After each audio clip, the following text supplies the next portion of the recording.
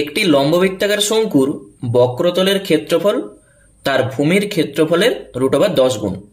শঙ্কুটির উচ্চতা ও তার ভূমির ব্যাসের অনুপাত আমাদের চাইছে।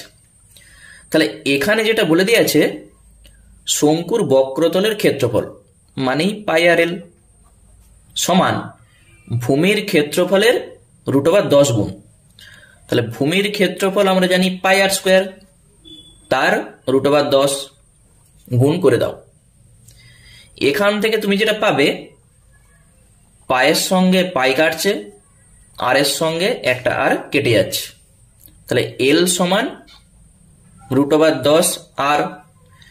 উভয় পক্ষে আমরা যদি বর্গ করে দিই l² সমান 10r²। l² মানে আমরা কি জানি h² প্লাস r²।